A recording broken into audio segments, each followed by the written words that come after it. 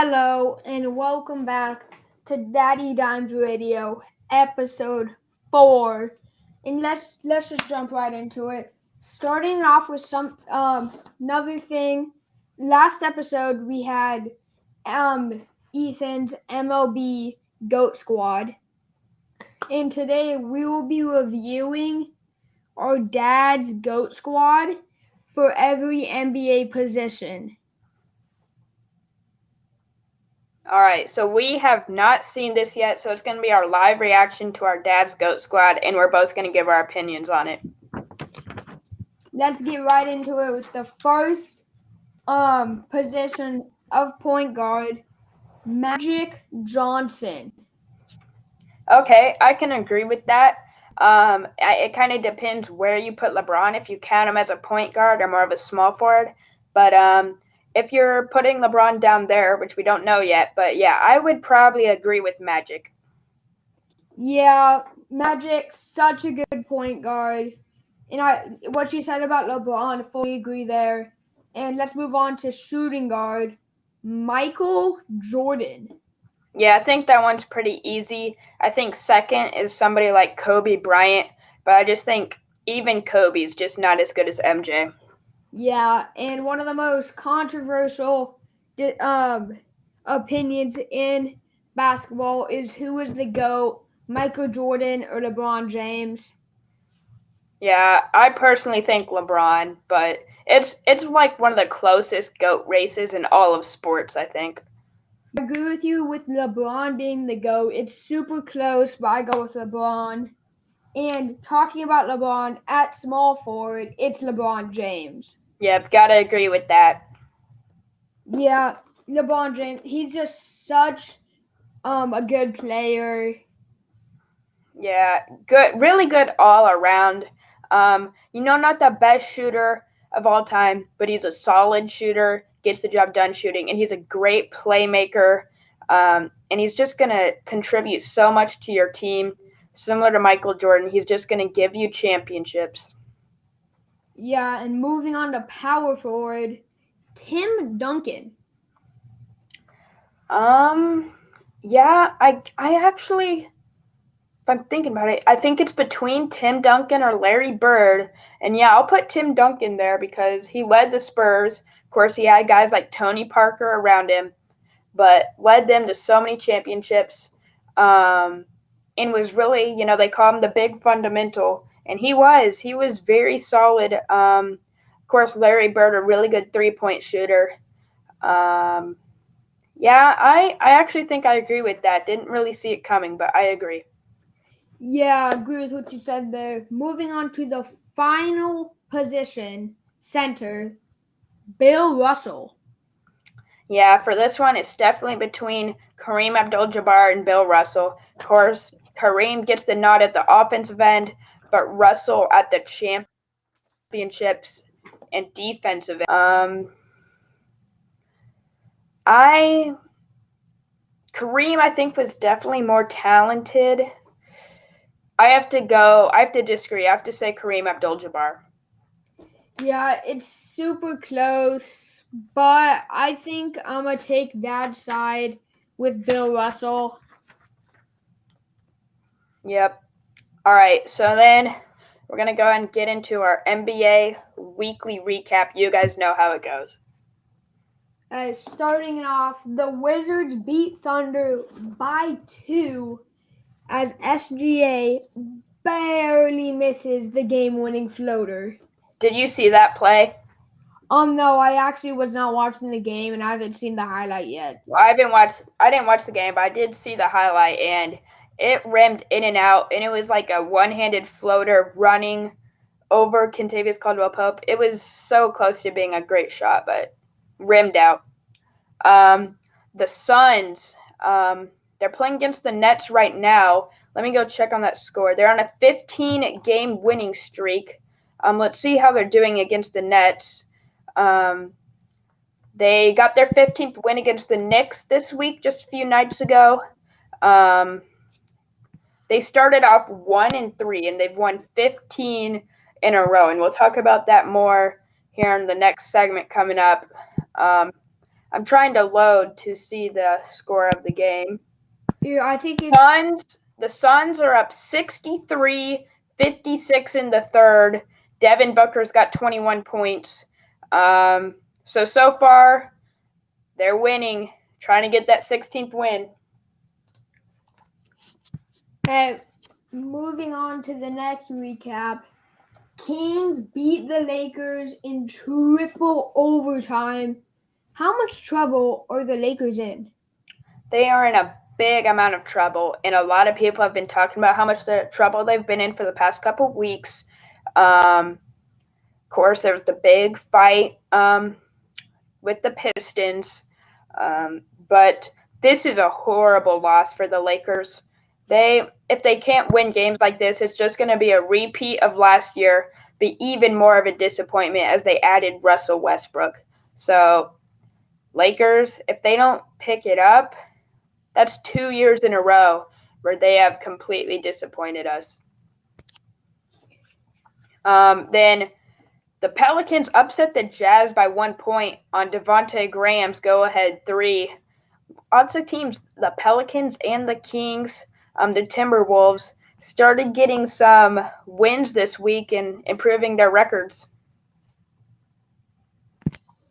Yeah, real quick, I'm going to throw this in. I just saw the score for the Timberwolves 76ers game. It's tied at 113, and the first overtime just ended. Ooh. They're heading into the second overtime. All right. Yeah, barely missed a buzzer beater is what it said. I didn't see who it made, who tried to make the shot. Interesting. Probably D'Angelo Russell because it says he has 31 points. Yeah. But yeah, like we said about the Sun streak, here in our next segment, we'll be talking about some win streaks. Timberwolves on a win streak. But Levi, go ahead with our next score recap. The Pelicans upset I just did the that one. Jazz. Levi, I just did that one. You did? Yeah. Oh, wow. Well, the Warriors mount massive comeback on 76ers to win by massive amount, coming back by, I believe, down 17 at the most. Yeah, and they ended up winning by quite a bit, I believe. Wasn't it like, you watched the game, wasn't it like 116-96 or something? Yeah, that 116-96, beating them by 20. Yeah, a battle between the Curry brothers, but one of those Curry brothers is looking like the MVP right now, and his team won by 20, so. Then the Mavs beat the Clippers in overtime, despite 31 points by Reggie Jackson. He also had a double-double. Yeah, that was the Clippers and Mavs kind of right there in the top 5, so kind of a close matchup, but the Mavs able to get it done in OT. The Grizzlies beat Jazz by 1, who were led by Desmond Bain. Yeah, that's 2 losses to the Jazz by 1 point. If they can't win those close games, that's going to be a problem. Then, of course, one of the biggest topics this week in the NBA, the Lakers beat the Pistons after LeBron and Isaiah Stewart get suspensions. LeBron elbowed Isaiah Stewart, and then Stewart, bloody and all, there's a lot of blood, was charging all over the place. And the Pistons were winning at this point, and then the Lakers seemed to use it as fuel to come back and win. What are your thoughts on the fight and the suspensions? I heard an announcer saying this one once, and I agreed with him. He said, talking about LeBron getting suspended, and he said it was it looked definitely intentional, but it wasn't like LeBron woke up that morning thinking he was gonna hit Isaiah Stewart, but it definitely looked intentional.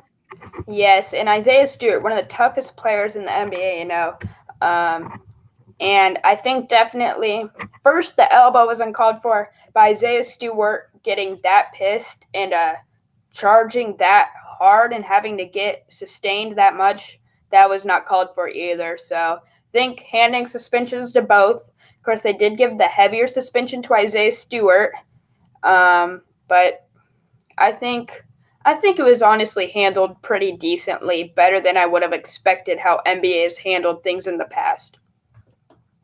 Yeah. Moving on to thriving NBA streaks. The first team, the Suns, 15 15 game win streak, and the record 16-3. Yeah, definitely a hot topic in the NBA, and it's looking like they can continue it against the Brooklyn Nets tonight. And then our next team is the Nets, who've won 7 out of their 8 last games with a 14-5 record. They've been without Kyrie Irving all year, but they are still one of the top teams in the NBA. Next team is the Hornets, who have won 8 of their last 9 games and have a 13-8 record. Yeah, they started off pretty slow, but they've definitely been heating up. LaMelo Ball and Miles Bridges playing really well. And then, of course, the Warriors. We don't even have to talk about their streak. Their record is 17-2, and both their losses were extremely close. I believe to the Hornets and the Grizzlies. They've just been unstoppable. Yeah, the Warriors' only 2 losses were they lost by 4 to the Hornets and by 3 to the Grizzlies. Very close games. And they've won like 16 in a row or something. It's been crazy. Then they haven't won 16 in a row because they've only played 19 games and they have 2 losses. I was exaggerating, doofus. Okay. They've won they're probably on here. You know what? I'll go check while you talk about the Timberwolves. Yeah, the Timberwolves have won 5 out of their last 6 games and have a 9 out of 10 record. Not the best record, but they've been on a little bit of a streak there. 5 out of 6 games, really good there. And yeah, I just found out when we said that Timberwolves and Sixers were going to overtime, they already were in overtime. They're in double overtime right now. Yeah, the Timberwolves winning by 4 there in that game. The Warriors' win streak is 7 games. It is? Yeah. Okay. But yeah, that's going to wrap up our NBA segment. Moving on to college football, our mega overview of the team, of the game. What is Michigan and Ohio State? Why don't you tell them who won that game? Michigan won. Really fun game to watch. Of course, I was cheering for Michigan for the upset. Big game for Michigan in the big rivalry. Hadn't won it in a long time, since 2011, and now knocks Ohio State out of the playoff picture and puts Michigan into it. And then Auburn versus Alabama, of course, went to fourth overtime. I think I was watching the game. It was either triple or fourth. I believe fourth when Alabama won it. Auburn threw the game when their quarterback ran out of bounds, saving Alabama 40 seconds to give them time to score a touchdown to tie the game, bring it to overtime, where they would win it in the fourth one. And getting their second loss, and then having to play Georgia in the conference title game, Alabama had the potential to be a 3-loss team, but instead they're still sitting strong in the playoff picture. Yeah. The next is Oklahoma State, who is playing right now. Just a minute ago, Oklahoma State, Brennan Presley got a 100-yard kick return to give Oklahoma State the lead, but I will check the current score again. I had Oklahoma State projected to win. Still the second quarter, Oklahoma State's up 24-17. And this is a huge matchup because if Oklahoma does not win, they're not even in the Big 12 title game. Yeah, really big game. I also have OSU winning this one. And then just some smaller games, but still big games.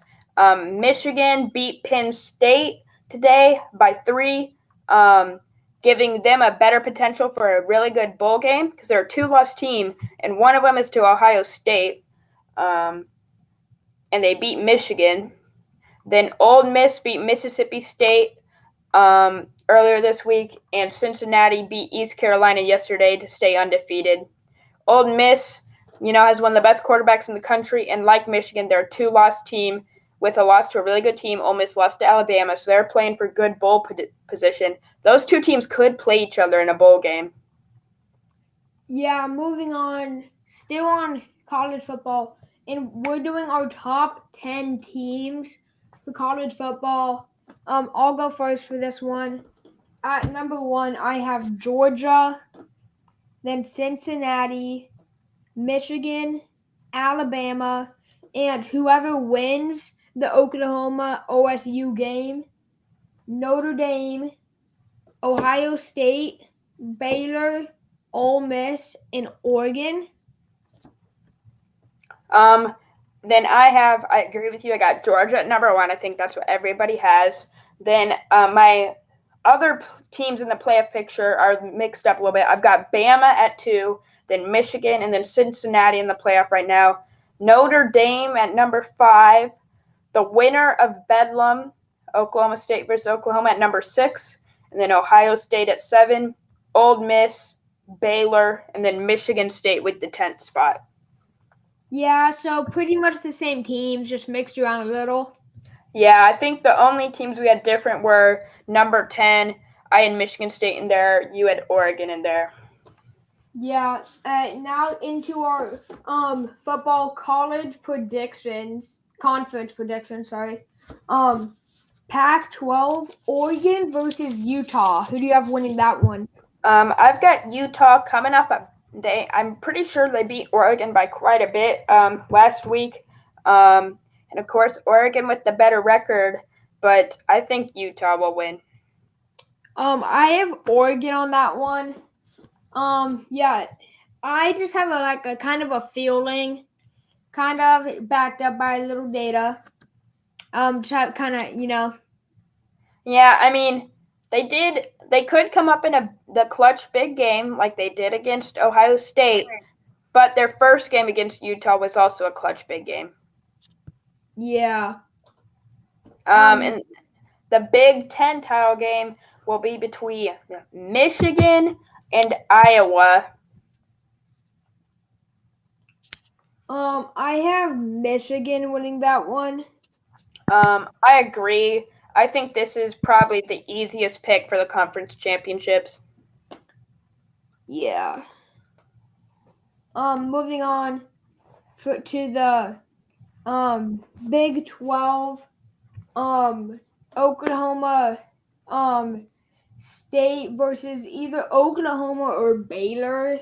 Yeah, if Oklahoma beats Oklahoma State, they'll get to have a rematch. But if Oklahoma loses, Baylor will be in there. And I think Oklahoma State beats Oklahoma, putting Baylor in there. And then Baylor beats Oklahoma State. I know OSU beat Baylor earlier this year, but Baylor beat Oklahoma. And I think Baylor will come up in the big game. Real quick, new update on the Timberwolves 76ers game. There was 4.8 seconds left. The 76ers just calling a timeout. The Timberwolves up by 1. Ooh. All right, we'll update you guys on the final score in just a second. Levi, who do you have for the Big 12 championship? I have Oklahoma State University because I think that they'll beat Oklahoma here. Now, if they play Baylor, they can also beat Baylor. And then the SEC title, always the juiciest. Probably the 2 best teams in the country, in my opinion. Georgia versus Alabama. I have to pick Georgia with that great defense. Yeah, I have to agree with you there. Just Georgia, such a good team. Yeah, a little weaker on the offensive end than Bama, but the best defense in the country. Yeah. Moving on to the final one, the ACC, Pittsburgh versus Wake Forest. I picked Pittsburgh. You know, it's the 17th ranked team versus the 18th ranked team. Two lost teams, but Pittsburgh. Neither of these teams, going to make the college football playoff or anything. But I think Pittsburgh. They have the better quarterback and the better team overall. Yeah, I have Pittsburgh too. All right, and that's going to wrap up college football mega overview. Wait, real quick. The game of Timberwolves versus 76ers has ended. The 76ers were not able to pull off and get ahead down by 1. The Timberwolves win it 121 to 120 All in right, double overtime. let's go. Nice job, T-Wolves. But then let's get into our always top 5 NFL big games for this weekend. Cincinnati Bengals versus Pittsburgh Steelers. Who you got? I have the Steelers winning that one.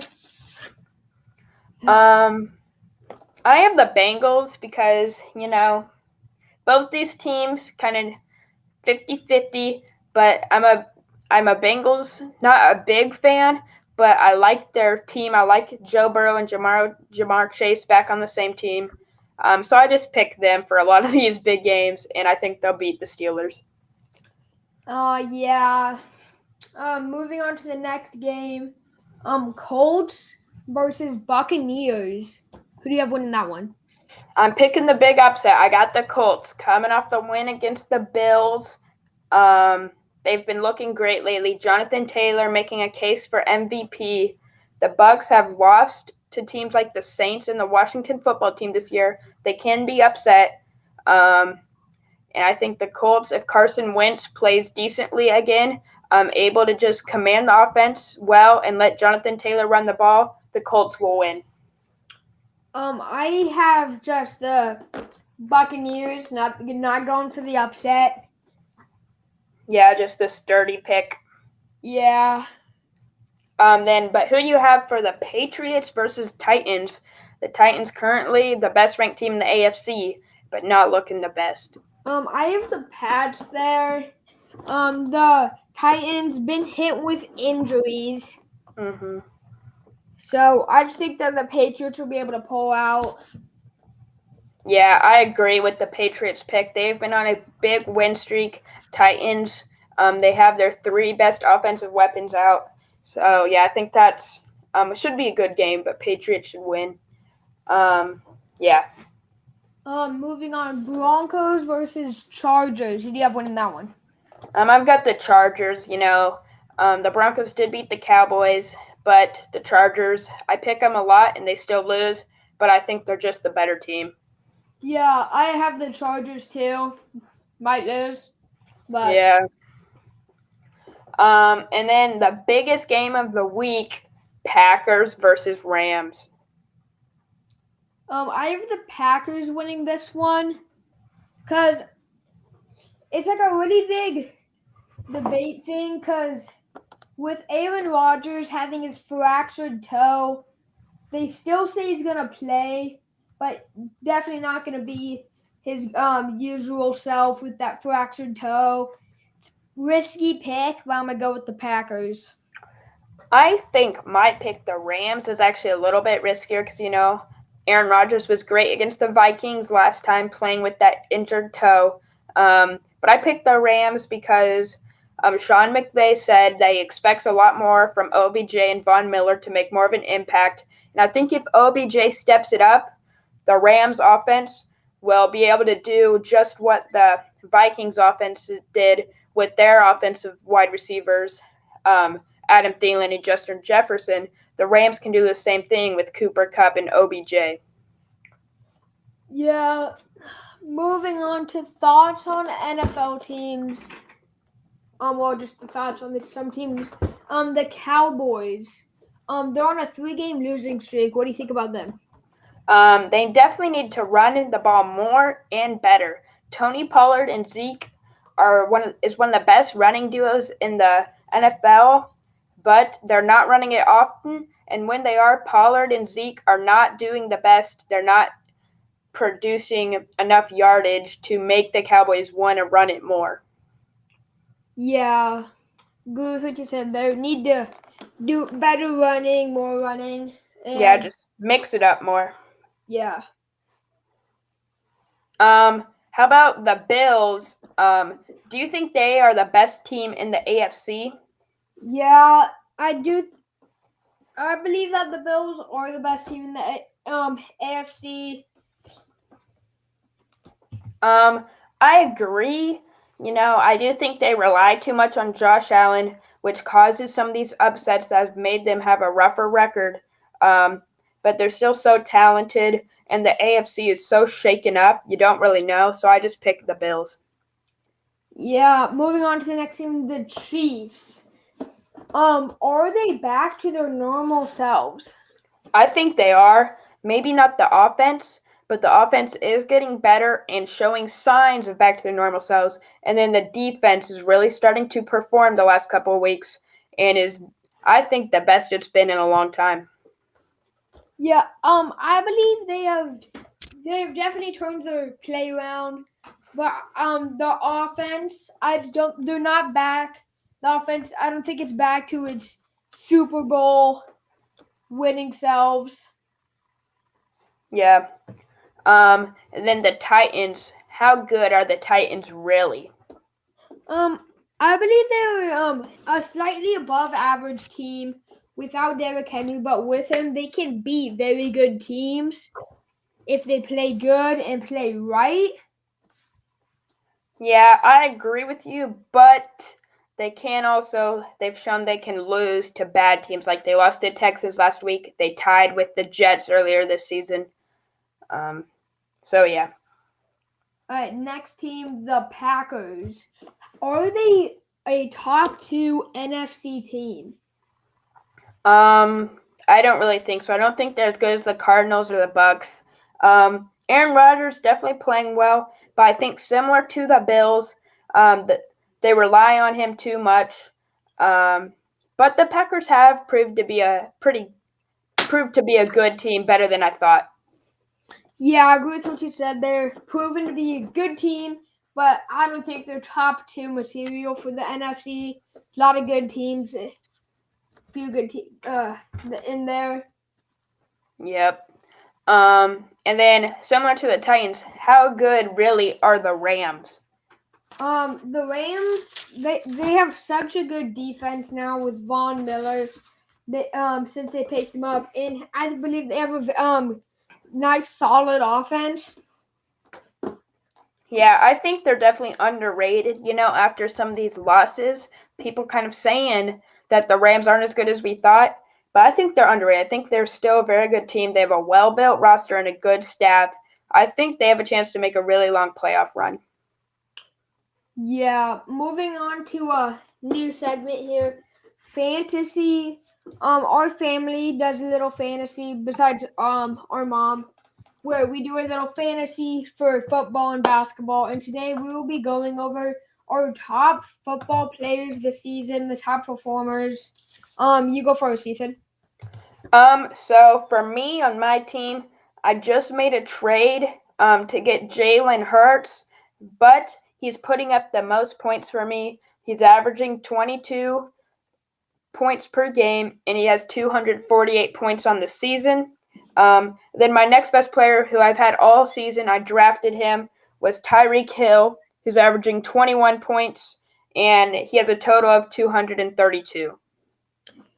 Yeah, for my team, I have Patrick Mahomes has 230 in the season, and his average is 20 points. And I have Lamar Jackson, who has 211 points in the season and averages 23. How did you manage to get Mahomes and Lamar Jackson? Well, I went big on Mahomes the first time, and then got Lamar for a decent price during the draft. So kind of betting a lot on two quarterbacks. Yeah. And then we went ahead and did our dads and sisters best team players as well. And dad, not very many people thought Jonathan Taylor would be as good as he has been. They knew he'd be like a top 10, maybe top 5 fantasy running back, but he has 264 points on the season and a 24 average, the best in our entire league. And then Matt Stafford, his starting quarterback, averages 20 and has a total of 206. Yeah, for our sister, her best player is Cooper Cup, who has 258 points this season and averages 25. And her second is Tom Brady, who has 234 points this season and averages 23. So the top 3 fantasy players this year, if I am getting this right, I believe from this data, it's Jonathan Taylor, then Cooper Cup, and then Jalen Hurts. Yeah, I believe you got that right. All right, well, that's going to wrap up the episode. Thank you guys for